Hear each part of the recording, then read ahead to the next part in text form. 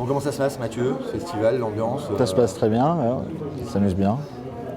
Ça vous plaît? On imagine qu'il y a une bonne ambiance avec... Ouais, ça va, on fait 3 films par jour, donc on n'a pas trop le temps de faire autre chose, mais il y a une bonne ambiance et le jury est cool, et puis les gens du festival sont très, très cool et très cinéphiles, donc ça va, on s'amuse. Beaucoup de personnes que vous connaissiez évidemment dans le jury. Oui, il y avait 2-3 personnes, principalement Nicolas Boukrieff, avec qui j'ai écrit un film de genre. Donc ouais, on s'amuse bien, hein, c'est marrant. C'est un genre que vous connaissez bien. Vous Ouais. avez fait quand même quelques films fantastiques, Gothica, Babylon ID, donc ça, oui. La rivière pourpre. Oui, la rivière pourpre. Donc ça vous parle le fantasy, vraiment. Bah, j'ai fait toute ma cinéphilie sur le cinéma fantastique et sur la science-fiction d'une manière générale, parce que dans les années 80, c'était le genre dominant.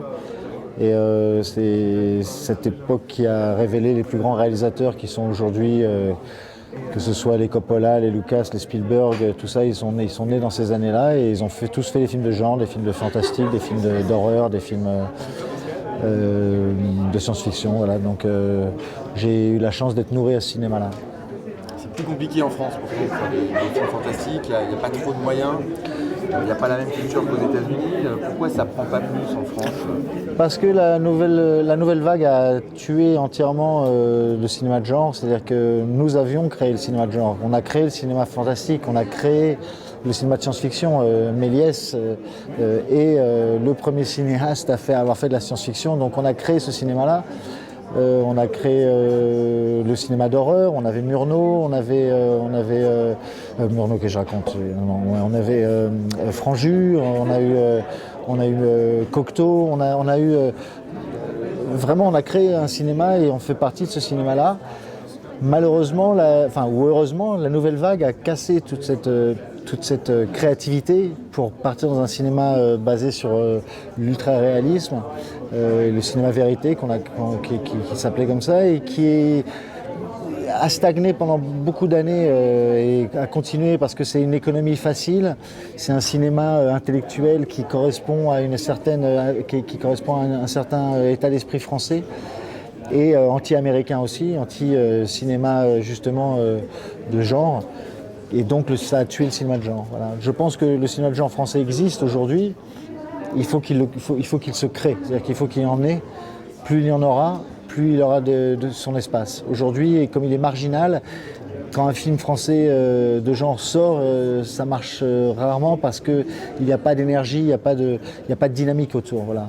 Et il faut qu'on crée ce cinéma-là en Europe ou en France.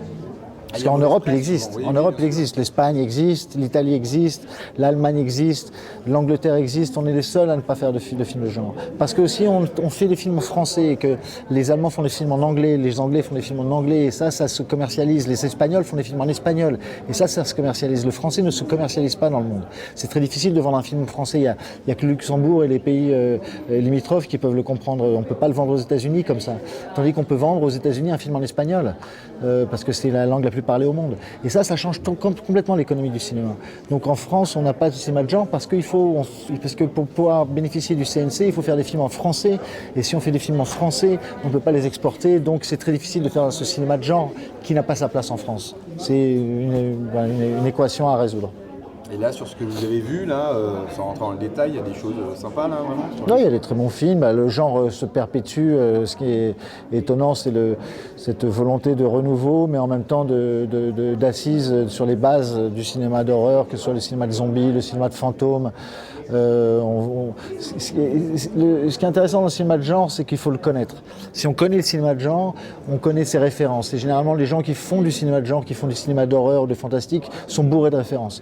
Quand on a affaire à ces références et qu'on les comprend et qu'on arrive à les intégrer dans la vision d'un film, c'est beaucoup plus nourrissant et ça fait partie d'une vraie connaissance. Les vrais connaisseurs de films de genre aujourd'hui, ceux qui peuvent comprendre d'où vient cette référence par rapport à un film des années 80, sont des vrais cinéphiles.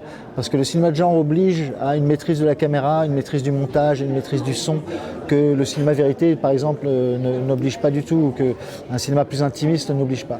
Le cinéma de genre, quand vous voulez faire peur à quelqu'un, c'est pas juste l'actrice qui va crier, ou l'acteur qui va crier, qui va vous faire peur. C'est au contraire, c'est le mouvement de caméra avant, c'est le son, c'est le montage qui est utilisé. c'est le truc qu'on fait pour vous faire croire à quelque chose. Et ça fait que le cinéma de genre est un cinéma de cinéaste. Voilà. C'est pour ça que j'aime ce cinéma. Bon, les festivals, c'est pas votre truc, vous avez dit, mais là, ça vous plaît quand même Non, j'aime pas juger les films des autres, donc moi je suis venu parce que c'était gratuit et honnêtement je pensais qu'il y avait des grandes pistes de ski. Donc bon, quand même. oui il y en a, mais sauf que je savais pas qu'on faisait 3 films par jour. Donc je me suis fait avoir, heureusement il y a des bons films et j'ai la chance encore une fois d'avoir grandi avec ce cinéma-là, donc j'apprécie de voir comment des jeunes réalisateurs transmettent encore ce cinéma qui date des années 80 réellement et arrive à perpétuer un certain parce que c'est pas juste le cinéma qui est transmis, c'est l'économie aussi de ce cinéma-là. Les films de genre, dans les années 70, c'était des films de série Z parce qu'il n'y avait pas l'argent pour faire des films de science-fiction ou des films fantastiques. C'était un cinéma de niche qui n'était pas pris au sérieux et qui a commencé à être pris au sérieux quand des artistes comme Spielberg ou Coppola se sont dit mais on peut faire du gore et on peut l'intégrer dans une histoire qui est profonde, qui a un sens et avoir de l'empathie pour les personnages et surtout en faire un grand spectacle. Donc nous, encore une fois, j'ai eu la chance d'arriver dans cette transition-là et voilà, et le savoir-faire du film d'horreur il continue aujourd'hui, on le voit à CGS. Je crois que je vais me faire assassiner dans ce festival. Un petit mot, ça vous plaît quand même, Gérard May ? Oui, c'est super, j'adore parce que mais c'est super parce que l'ambiance dans la salle, c'est des gens qui sont là à 10h30 le matin pour aller voir des films de gore avec des tripes qui partent dans tous les sens et tout le monde rigole. Et ça, c'est ce cinéma-là. C'est un cinéma qui ne se prend pas au sérieux.